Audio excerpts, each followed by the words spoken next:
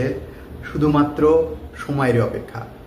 আপনারা আর 4 থেকে 5 দিন অপেক্ষা করুন, তাহলেই আপনারা দেখতে পাবেন ইরানের জয়ের যে ট্রফি, সেই জয়ের ট্রফি হাতে ইরানের সর্বোচ্চ ধর্মীয় নেতা আয়াতুল্লাহ আলী খামেনির সেই বিজয় উল্লাস।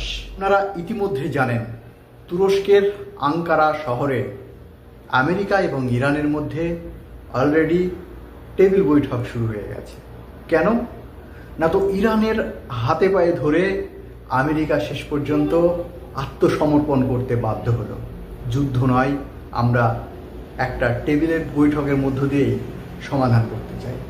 আমরা আগেই প্রত্যাশা করেছিলাম ইরানের সঙ্গে আমেরিকা পারবে না, কেননা এর আগের একটা ভিডিওতে আপনাদের বলছিলাম যে মানুষ কপালে কাফন বেঁধে নামে যুদ্ধের ময়দানে, তাকে মারার সাধ্য কারোর থাকে না।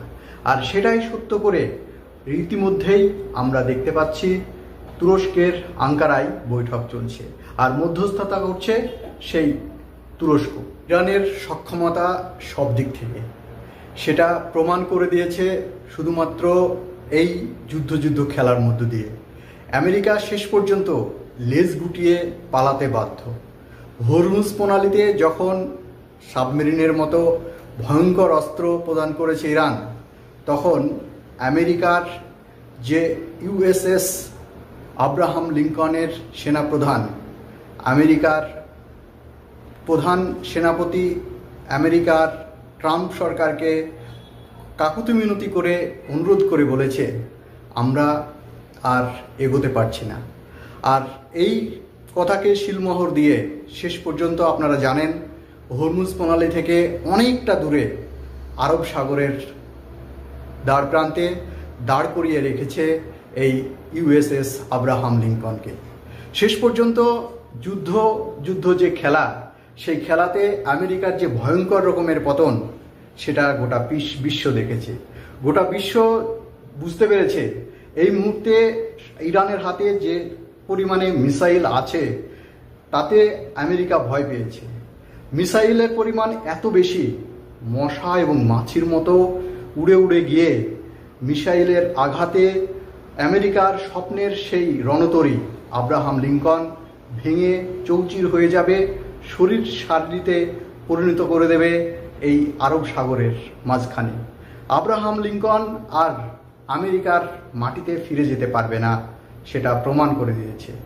ইরান বরাবরই দেখিয়ে দিয়েছে তাদের যে সর্বোচ্চ নেতা আয়াতুল্লাহ আলী খামেনি বলেছেন যে আমরা শিয়া মতবাদে বিশ্বাসী। আর শিয়ারা আপনারা জানেন মুসলিম ধর্মাবলম্বী যত মানুষ আছেন, তাদের মধ্যে শিয়া সম্প্রদায়ের মানুষ সবচাইতে ভয়ঙ্কর। এরা হজরত হাসান এবং হুসেনের যে তরিকা, সেই তরিকাকে মেনে চলেন, সেই রাস্তাকে বিশ্বাস করেন। হাসান হোসেন যেরকম এজিদের যে কারবালার প্রান্ত, সেই কারবালার প্রান্ত থেকে তারা যুদ্ধ না করে বিনা যুদ্ধে হার মেনে নিতে স্বীকার করেছিলেন না। যদিও কারবালার প্রান্তে আমাদের নবী বংশের ধ্বংস হয়েছে, এটা ঠিক কথা, কিন্তু যুদ্ধ চলাকালীন বা যুদ্ধের দ্বার প্রান্তে দাঁড়িয়ে পিছন ফিরে তাকিয়ে দেখার সময় রাখে না এই ইসলাম ধর্মের মানুষ। প্রয়োজনে জিহাদ ঘোষণা করতে এক মুহূর্ত সময় নেয় না। সেই কারণ থেকেই ইরানের প্রেসিডেন্ট বলে দিয়েছিলেন যে আমরা আমেরিকাকে বিনা যুদ্ধে হরমুজ প্রণালী তো দূরের কথা, ইরানের এক চিলতি মাটি পর্যন্ত ছেড়ে দেব না। আর সেই কারণ থেকেই শেষ পর্যন্ত তুরস্কের আলাস্কা শহরে গোল টেবিলের মধ্যে বসতে সম্মতি দিয়েছে এই মুহূর্তে আমেরিকা। এবং ইতিপূর্বে আপনারা জানতে পারছেন যে বিভিন্ন সংবাদ মাধ্যমে 3 তারিখ থেকে শুরু হয়ে গেছে এই গোল টেবিল। এই গোল টেবিল চলবে 4 দিন ব্যাপী। ইসরায়েল যখন বারবার ইরানকে আক্রমণ করার জন্য আমেরিকাকে অনুরোধ করেছে যে কোনো প্রকারে ইরানকে আটকাও, ইরান যদি যেন তেন প্রকারে পারমাণবিক শক্তি আবিষ্কার করে ফেলে, তাহলে সবচাইতে বেশি ক্ষতি হবে ইসরায়েলের। এবং নেতানিয়াহু বারবার আমেরিকার প্রেসিডেন্ট ডোনাল্ড ট্রাম্পকে রিকোয়েস্ট করেছে। রিকোয়েস্ট শেষ পর্যন্ত রাখতে গেলে নিজের ভারে তো শক্তির প্রয়োজন, আমেরিকার নিজের ভারেই তো শক্তি ফুরিয়ে গেছে। আপনারা জানেন দীর্ঘদিন ধরে রাশিয়ার সঙ্গে যে ইউক্রেনের যুদ্ধ লাগিয়ে রেখেছে আমেরিকা, এবং এই জেলেনস্কিকে বারবার সমস্ত রকমের সামরিক শক্তি দিতে দিতে এই মুহূর্তে আমেরিকার শক্তি ভাণ্ডার শেষ হয়ে গেছে। অতএব এই মুহূর্তে যদি ইরানকে আক্রমণ করে ফেলে তাহলে সবচাইতে বড় ক্ষতির সম্মুখীন হবে এই আমেরিকা। সেই কারণ থেকেই শেষ পর্যন্ত এই টেবিল বৈঠকের আয়োজন করেছে।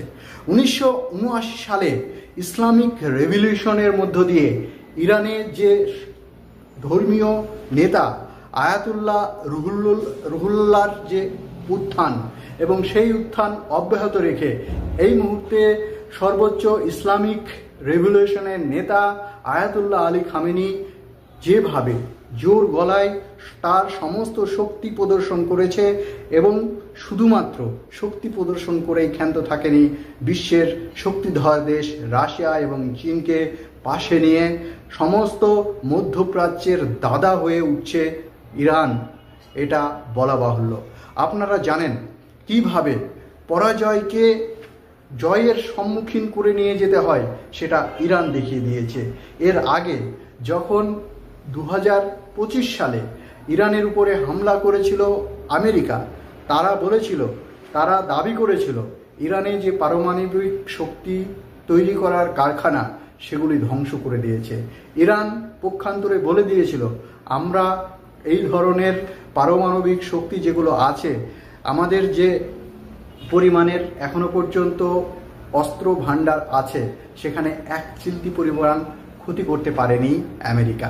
তাই আবারও আমেরিকা চেষ্টা করেছিল এই মুহূর্তে 2026 সালের দ্বার প্রান্তে দাঁড়িয়ে, যখন মাদুরোকে ভেনেজুয়েলার প্রেসিডেন্টকে তুলে নিয়ে এসে গোটা বিশ্বকে অবাক করে দিয়েছে, সেই মুহূর্তে দাঁড়িয়ে ইরানকে চাপে ফেলার জন্য সমুদ্রপথের 3 দিক থেকে ঘিরে ফেলে ইরানকে বারবার চাপ দিয়ে শেষ পর্যন্ত ইরান নতি স্বীকার করেনি, লেজ গুটিয়ে পালিয়ে যাচ্ছে আমেরিকার প্রেসিডেন্ট ডোনাল্ড ট্রাম্প।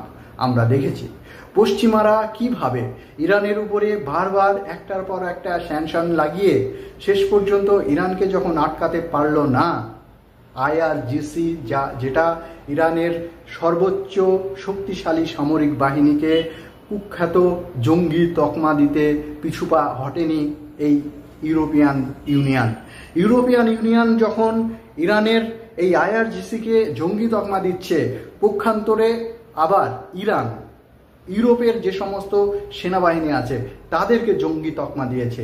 অতএব ইরান সব সময়কার জন্য পাল্টা দিতে প্রস্তুত, সেটা বুঝিয়ে দিয়েছে এই একটা কথার মধ্য দিয়ে। আমরা যারা জিওপলিটিক্স ফলো করি, আমরা যারা বিশ্ব রাজনীতি ফলো করি বা বিভিন্ন ধরনের ভিডিও দেখি, তারা বুঝতে পারছি ইরান কিন্তু আর এক মুহূর্তের জন্য গোটা বিশ্বে পিছিয়ে থাকা একটি দেশ নয়।